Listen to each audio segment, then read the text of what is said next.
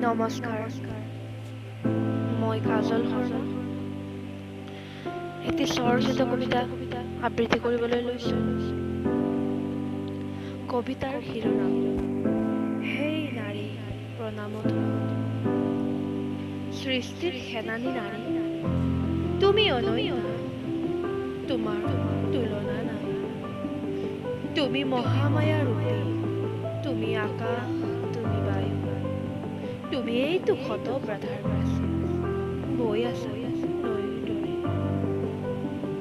ভগৱানৰ বৰদান তুমি জীৱ, বিবাহৰ পিছত লক্ষী নোহোৱা। সদায়ে দেখুৱাইছা ধুমুহাটো দুচকুত ৰখাৰ নকশা। তুমি সতী, তুমি সাবিত্ৰী, তুমি জগত